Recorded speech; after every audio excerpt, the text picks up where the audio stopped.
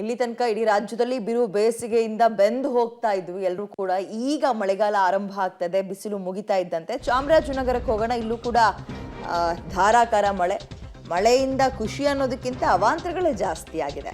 ಧಾರಾಕಾರ ಮಳೆಗೆ ಮನೆಯ ಗೋಡೆ ಒಂದು ಕುಸಿತವನ್ನ ಕಂಡಿದೆ. ಗುಂಡ್ಲುಪೇಟೆಯ ಮಂಚಹಳ್ಳಿಯಲ್ಲಿ ಮನೆ ಗೋಡೆ ಕುಸಿತ ಕಂಡಿದ್ದು ಚನ್ನಪ್ಪನಪುರ ಬಳಿ ರಸ್ತೆ ಸೇತುವೆ ಮುಳುಗಡೆಯಾಗಿದೆ. ಚನ್ನಪ್ಪನಪುರ ಬಳಿ ಸೇತುವೆ ಮೇಲೆ ನೀರು ಉಕ್ಕಿ ಹರಿತಾ ಇದೆ. ಇದು ಚಾಮರಾಜನಗರ ಜಿಲ್ಲೆಯಲ್ಲಿ ಹಲವು ಕಡೆ ಹಲವು ಅವಾಂತರ. ಅಮಚವಾಡಿ ಚನ್ನಪ್ಪನಪುರ ನಡುವೆ ಸಂಪರ್ಕ ಕಡಿತವಾಗಿದ್ದು ಇದೀಗ ಕುಡ್ಲೂರಿನ ವಿದ್ಯಾನಗರ ಅನ್ನುವಲ್ಲಿ ವರುಣನ ಅವಾಂತರ ಹೇಳತ್ತಿರದ್ದಾಗಿದೆ. ತಗ್ಗು ಪ್ರದೇಶದ ಮನೆ ಜಮೀನಿಗೆ ನೀರು ನುಗ್ತಾ ಇದೆ.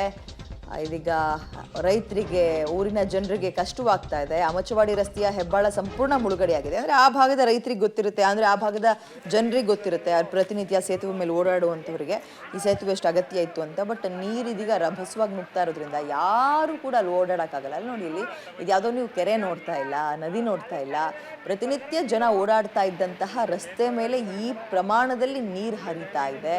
ಹಳ್ಳ ಕೊಳ್ಳಗಳೆಲ್ಲವೂ ಕೂಡ ತುಂಬಿ ಹರಿತಾ ಇದೆ. ಸೇತುವೆಗಳ ಮೇಲೆ ನೀರು ಉಕ್ಕಿ ಹರಿತಾ ಇದ್ದು ಇಲ್ಲಿ ಸೇತುವೆ ಇತ್ತ ಅನ್ನೋ ಪ್ರಶ್ನೆ ಮೂಡುವಂಗೆ ಮಾಡಿದೆ. ಹಲವು ಕಡೆ ಪಾಪ ಒಂದೂರಿಂದ ಒಂದೂರಿಗೆ ಸಂಪರ್ಕವನ್ನು ಕಲ್ಪಿಸಬೇಕಾಗಿದ್ದ ದಾರಿ ಸಂಪೂರ್ಣ ಮುಚ್ಚೋಗಿದೆ. ಮಗದೊಂದು ಕಡೆ ಇದೆಲ್ಲದಕ್ಕಿಂತ ಹೆಚ್ಚಿನದಾಗಿ ನೋವು ತಂದುಕೊಡುವಂಥದ್ದು ಮನೆಗಳು ಈ ರೀತಿಯಾಗಿ ಗೋಡೆ ಕುಸಿತವನ್ನು ಕಂಡಂತಹ ಸಂದರ್ಭದಲ್ಲಿ ಆ ಇಡೀ ಕುಟುಂಬಕ್ಕೆ ಎಲ್ಲಿಗೆ ಹೋಗಬೇಕು, ಮುಂದಕ್ಕೆ ಏನು, ವಾಸ ಮಾಡೋದು ಹೇಗೆ, ಈ ನೋವಿರುತ್ತೆ. ಅಲ್ಲಿ ನೋಡಿ, ಅಲ್ಲಿ ಇಡೀ ಮನೆಯ ಗೋಡೆ ಕುಸಿತವಾಗಿದೆ. ಪಾಪ ಗಂಡ ಹೆಂಡತಿ ಆ ಕಡೆ ಈ ಕಡೆ ದಿಕ್ಕು ತೋಚದೆ ನಿಂತಿದ್ದಾರೆ.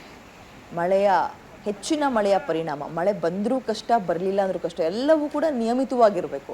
ಇಲ್ಲಾಂದರೆ ಇಂತಹ ಕಷ್ಟಗಳನ್ನು ಅನುಭವಿಸ್ಬೇಕಾಗುತ್ತೆ. ಇದು ಇಷ್ಟೂ ಕೂಡ ನಾವು ನೋಡಿದ್ವಲ್ಲ, ಹಲವು ಕಡೆ ಸಂಪರ್ಕದ ರಸ್ತೆ ಕಡಿತವಾಗಿದೆ, ಸೇತುವೆಗಳು ಮುಳುಗೋಗಿದೆ, ಮತ್ತು ಈ ರೀತಿಯಾಗಿ ಮನೆಗೋಡೆ ಕುಸಿತವಾಗಿದೆ ಅಂತ. ಇವೆಲ್ಲವೂ ಕೂಡ ಚಾಮರಾಜನಗರದಲ್ಲಾಗಿರುವಂತಹ ಮಳೆಯ ಅವಾಂತರಗಳು. ತಗ್ಗು ಪ್ರದೇಶದ ಮನೆಗಳಿಗೆ ಮತ್ತು ಬೆಳೆದಂತಹ ಬೆಳೆಗಳಿಗೆ ನೀರು ನುಗ್ತಾ ಇದೆ. ಮನೆಯೊಳಗೆ ನೀರು ನುಗ್ಗಿದಂಥವ್ರು ಮನೆಯೊಳಗೆ ವಾಸ ಮಾಡೋಕ್ಕಾಗ್ತಾ ಇಲ್ಲ.